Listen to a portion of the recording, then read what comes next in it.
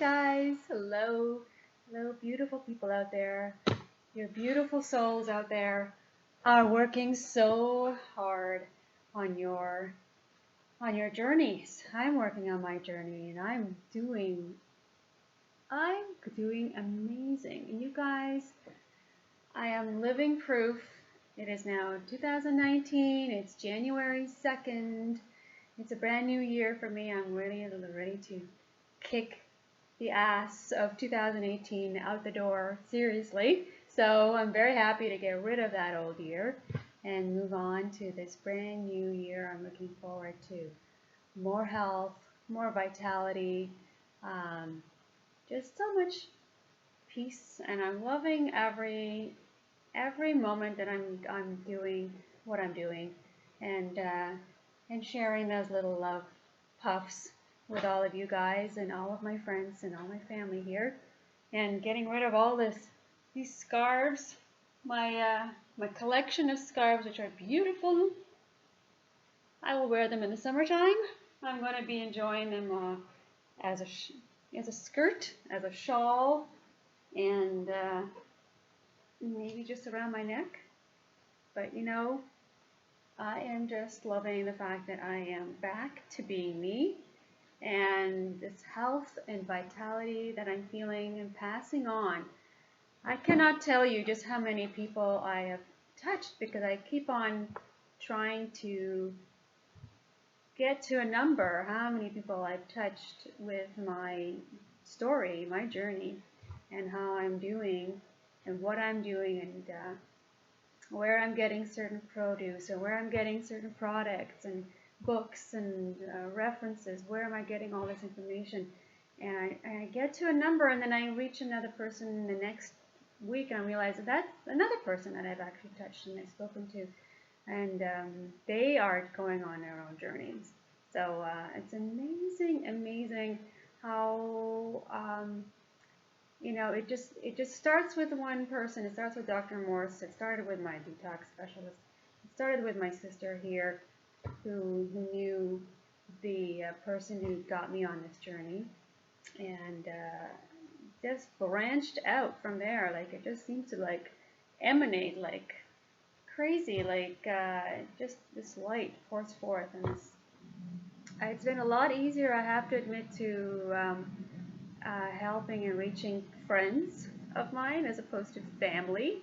Family has been a lot harder to reach. I'm not sure why that is, but it's been tough.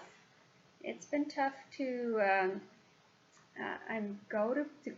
go to my family's homes and watching what they're eating, and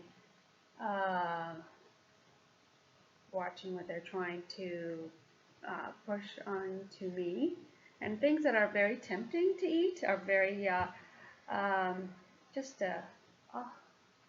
it's really just becoming just knowing intellectually what I'm not supposed to be touching, and that it's going to set me back on my healing and my cleansing process, and then just the sadness that they're eating it. So and knowing how it's hurting them. That I've seen, as my niece has had removed a cyst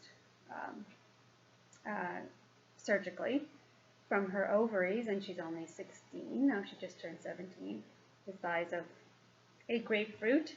My mother-in-law has had her gallbladder removed. That was a few years back.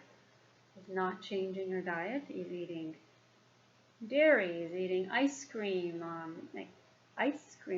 Children's ice cream. I'm not talking about the adult ice cream, where it's 4 ingredients. It's like ice cream, the crappy stuff. And there's a full shelf of dairy on her products on her in her fridge. Sorry. Just dairy, like cottage cheese, sour cream, cheese, and butter, like the whole shelf. The pressed cottage cheese is just literally stocked up on one shelf. Then all the oils she's using, it's always canola oil, vegetable oil, very very overprocessed acidic oils, um, fried, so everything's fried and over fried. It's not like she's using it as a salad dressing, like a little grapeseed oil, a little tiny bit of that over steamed vegetable. Like nothing gets steamed. Nothing gets steamed. Nothing is just washed and raw. It's fried or it's boiled. It's in a soup. And it's always a soup base with meat. And there's a lot of proteins going on in there. She's now addicted to Triscuits. Oh my God. So a woman without a bladder, who's eating this crappy stuff, oils, fats, dairies, proteins, no raw, and is just looking so unhealthy, just very, very bloated, very, and has this addiction, even when she knows she's not able to eat anymore because of the gallbladder restrictions. Out comes the ice cream cake that my niece had, and oops, I'm ready to eat again. So she's like, here's my plate, can I have some of that ice cream cake? And she was just half an hour ago had stopped and had known what she was not allowed to go on with another piece of food, and especially not that. I had brought my raspberries and my blueberries, my blackberries, are all organic, because that's all I was allowed to eat. And I'm bringing a hefty bag of food to my family's homes, when I'm going out to their house, because they're not making anything like that. It's really becoming quite a burden for me. But it's a joy that I'm carrying all this lovely fruit, and my niece who had the ice cream cake, because again, her body, the sickness that's in her, is asking for it, and she has an addiction to that as well, chocolate and ice cream. But she's piling on my raspberries and piling on my blackberries and blueberries. You just should have seen how much there was compared to the cake that she had, which was a lot smaller. Anyway, so very hard. My father in Moscow has just had his gallbladder removed. He's not talking to me anymore. I've had sent a lot of emails back and forth, a few Skypes, just about how I'm doing and how I want him to get on a healthier path. He should not have had the gallbladder removed in the first place. I never even knew he had this surgical procedure coming up, and he didn't tell me. But since he did, I wanted to get him back to his health, and he still has a lot of issues with his kidney filtration, and he's not changing his diet, so he's taking a lot of medication which is a lot of acid-based medication, so masking the pain, masking the problems that he's experiencing by contributing more acidosis to his already ailing health. So I just don't know how to get through to him, and we're living in separate continents. My brother-in-law, I had given him the Alka-Pure tablets to replace his PPIs, the proton pump inhibitors, that he's been taking for years, for decades. And I've given him this replacement, I've given him the protocol, I've given him the suggestions on how to take it slow, how to alkalize his body, how to change his diet while he's alkalizing. What's the point of doing one and not the other? You're just going uphill, downhill, and not kind of getting the full benefits. And, a month later, I'm coming to his home for a gathering. He hasn't started the protocol and telling me he couldn't read it properly. And he had no idea what it was trying to say. Of course, it's pretty common sense, and I read it over to him again, and then he understood. But what was the problem with picking up the phone? And, it was the fear. He just didn't want to get on it. A person who's been on medication for this long, he thinks his particular ulcer and his digestive problems are so severe that no one's experienced that kind of pain before.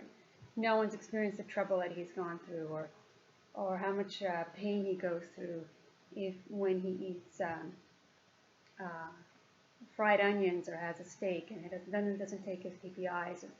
I mean, there's just that real reluctance to just rip that reliance away from chemical medications, you know. Oh, so very, very hard. But touching the lives of my friends has been so much easier. It's been like a walk in the park. I'm just having a conversation with them. We're having lunch. You know, there are certain restaurants we can go to, and they're detoxing. They're detoxing at home. They're detoxing on the road. They're bringing salads and raw fruit to work for lunch. They're realizing that, you know, this is what can happen to a person unexpectedly.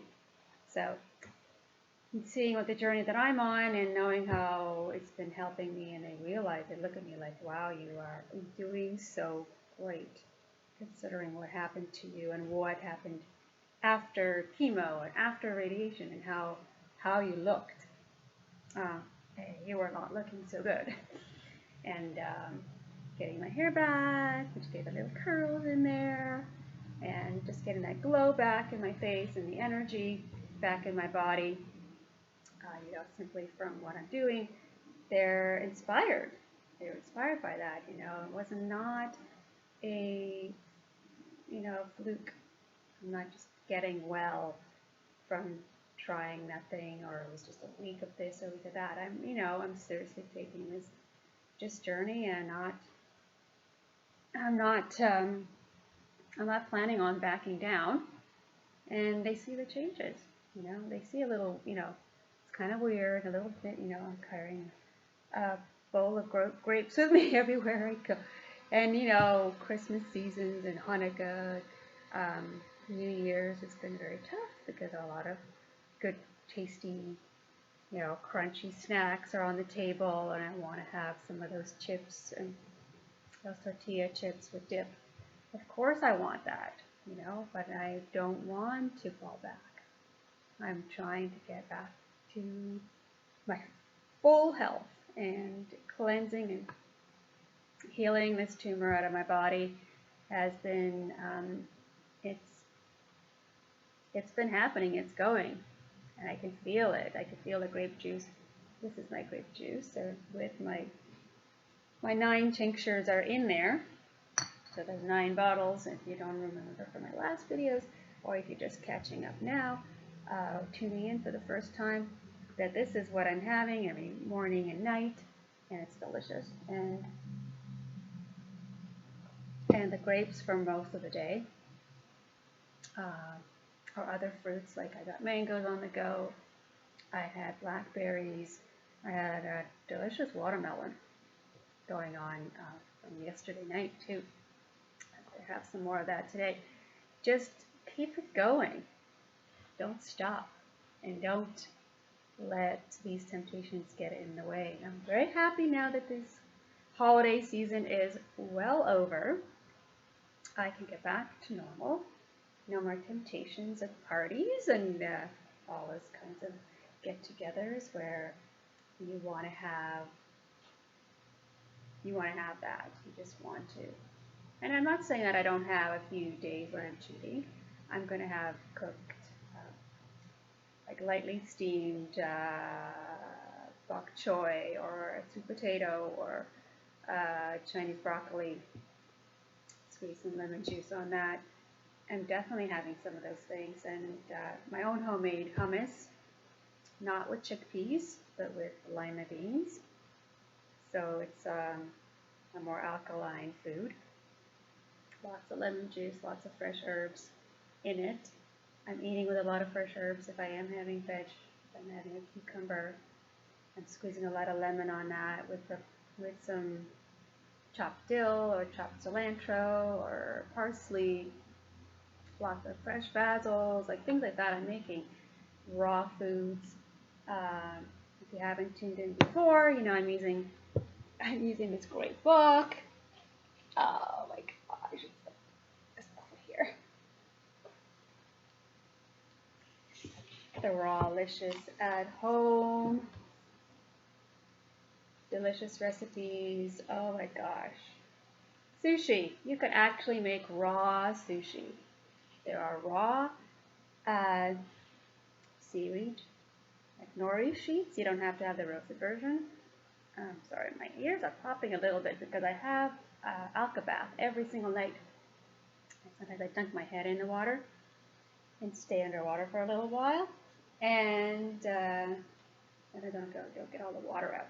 But the raw sushi is so easy to make with the raw nori sheets. Don't get the roasted version. Raw actually is even softer too. It's easier to crunch down on. And not the rice, because that's protein, amino acids, so stay away from, but actual alfalfa sprouts as a substitute. Delicious.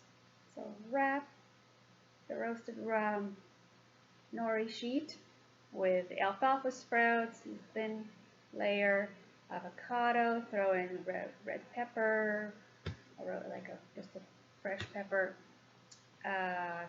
really thinly sliced cucumbers, carrots. I don't use carrots. You can do that if you want to, according to this recipe. Lemon juice, roll that up. It's amazing. Amazing.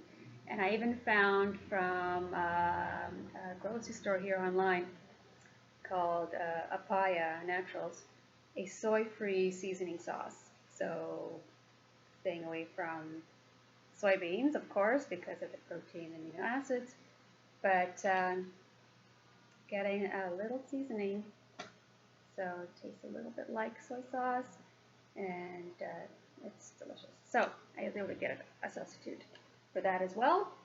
I've made the raw refried beans, which are incredible. There are no beans in it. It's refried beans. Like actual sun-dried tomatoes with dates, with raw walnuts, if I'm not mistaken. And that's in this book as well. You can make a raw lasagna. You can make a raw pad thai with kelp noodle and zucchini noodles and a delicious tamarind sauce. You can even make raw burgers in here, sandwiches, taco salad. It's an incredible book, and it has desserts as well, so amazing. Cashew cheese, I made the cashew cheese and the almond cheese from here.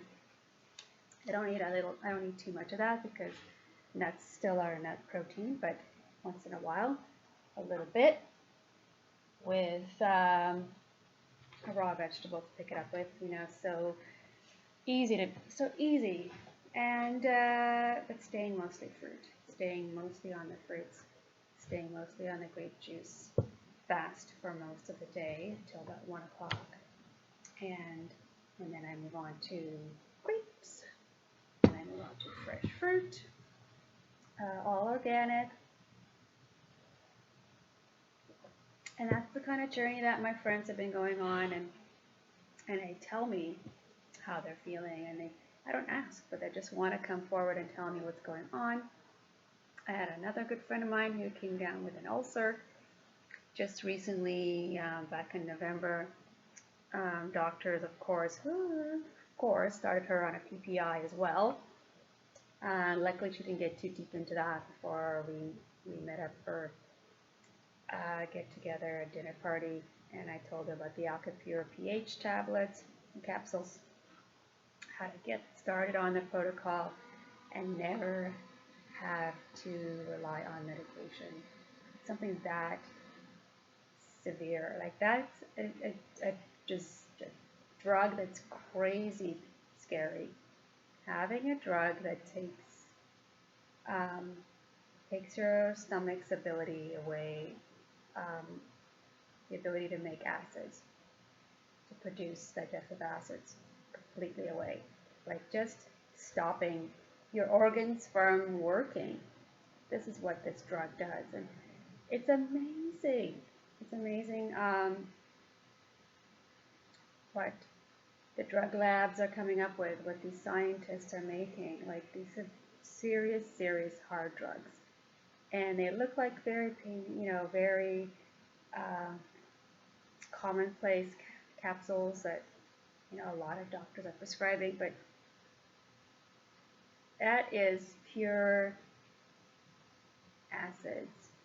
And having an action on your body that stops your body from doing its job, um, and then masking the problem. So you might have the hyperacidity, you might have the ulcer, you might have um, something else going on like what I had, stomach tumor, but you're going to have that problem with or without the PPI. That problem, underlying cause of what's happening to you, does not go away. Doctors, as usual, are just treating the symptoms. And you're going to want to alleviate those symptoms, and you're going to want to have a pain-free life, and you're going to want to have uh, the ability to eat sugars, so you have your diabetes pill, and you're going to want to eat the dairy, so you have your lactate tablet. I have friends and family who are doing this. I know a 12-year-old girl who is severely lactose intolerant, and her mother bought her lactate tablets. And she has an addiction to cheese. So taking the tablets, which she's now taking right before she eats the cheese, does not make the problem go away. Your body still has an intolerance to this dairy. It's still going to create the mucus. It's still going to be very, very unhealthy for her. And, well, why put that in your body if you know it's going to be detrimental, if it's mucousy? But no, add a lactate tablet, add another digestive enzyme, and you'll be okay, and you just keep on going. But the mucus is still in her body. That doesn't make those things go away. I know my father here, who's an adoptive father, not my biological father, has severe diabetes, and we saw each other over the Christmas break, and eating a donut, mini donuts, eating danishes, eating chocolates, eating cakes. But right before that, having his diabetes pill, thinks he's okay.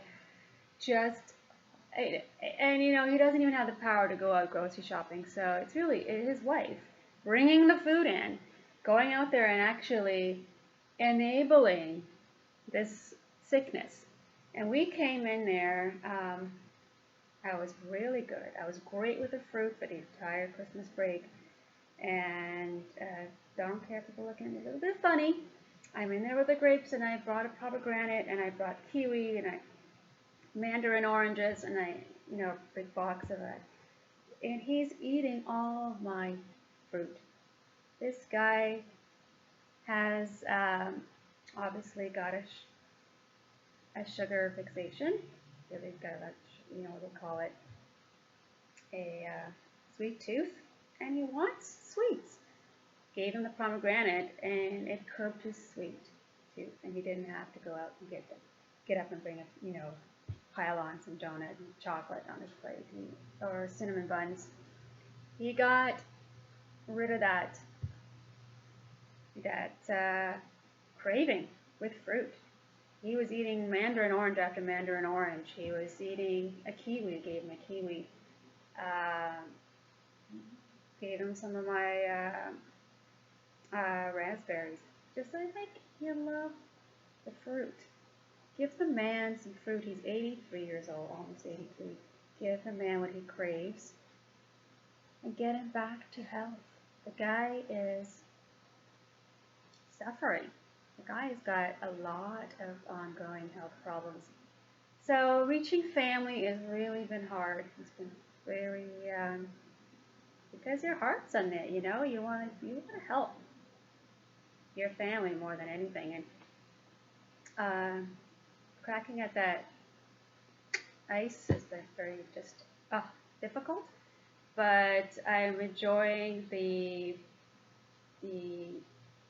ability to just go out there and send out that love and and share all the foods that I'm eating and share my information and share my influence. I had Christmas dinner with all of these old senior people and with my wife, and we were like sitting there wondering what the heck is going on with these people eating this horrible mashed potato and everything's in dairy, everything's covered in milk, everything's starchy, giant turkey, full of acids, and I couldn't believe how these 70 and 80-year-olds and some of them were younger, 60 were eating all this.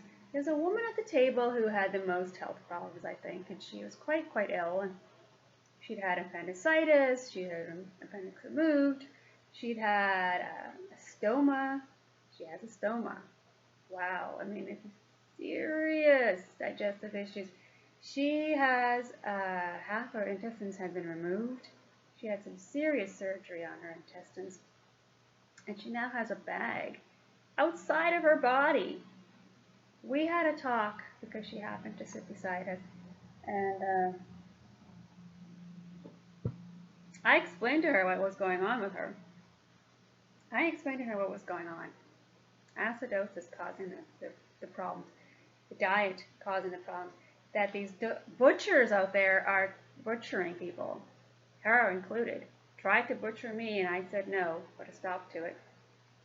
You know how the surgeon called us back personally to slot us in and try to get me on his operating table when he wasn't really willing to help me sooner. But as soon as I cut out of Princess Margaret, they were calling me. He called me personally on our cell phone, not through his secretary. This is what we're talking about. The arrogance, the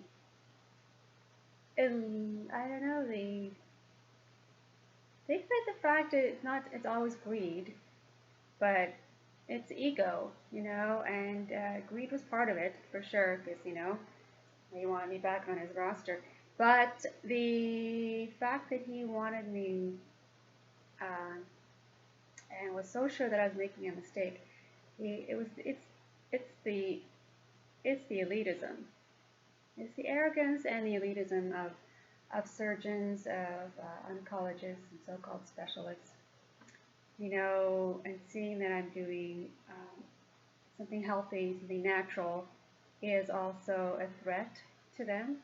It's also quite intimidating to their way of thinking, to their rigid, boxed-in way of thinking, and how, that the word cancer just is not fearful to me anymore, is also very intimidating to them, because they want to throw that word at you, and they want to throw it at you to put you into such a panic that you are going to follow their protocols, that they're going to go through their cancer-killing cycles of chemo and radiation and spin their money wheel for them. That's what it is, because I don't see a whole lot of people actually surviving the regimes that they put you through. So 8 to 10% survival rate does not sound good to any one of us. So just a breath of fresh air, getting away from all that and telling people, senior people, about my journey and about how a lot of people could have been saved if they had changed their diets, if they had not gone the cancer,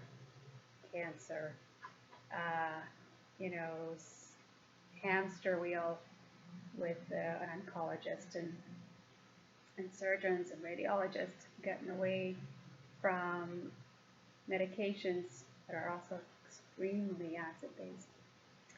So I think that all in all, I reached a lot of people at that table. I actually had an audience of about 5 men and women who just wanted to hear more about what I had to say, and it was a great discussion.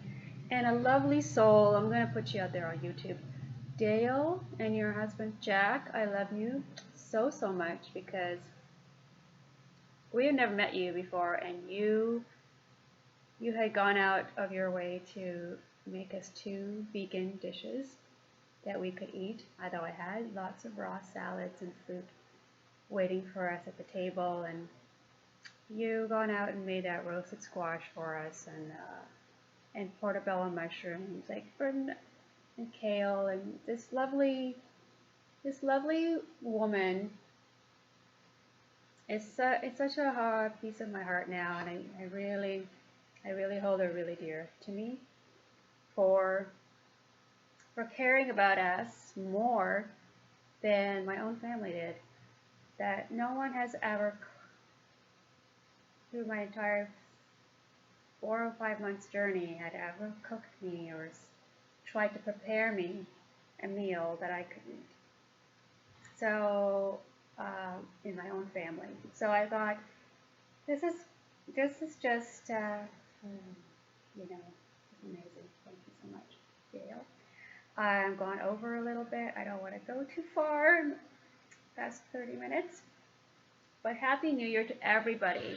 I'm talking about happiness, health, vitality, just peace and joy, like the joy of surrendering, the peace of surrendering, making life so simple, get rid of all the complications, and has worked for me. So I'm feeling amazing, and I want you guys to feel amazing too. I really, really hope that you're trying to get started on your own journeys, and it's a very difficult first step, albeit, and not easy to change your entire way of life, your lifestyle, your eating styles, where you like to dine, go out. Dining out for me is a weekly thing. I just love going out and trying new cuisines. But I've been able to transform that. I've been able to eat so much better at home and have my recipes here that I make, and I find really great raw restaurants out there.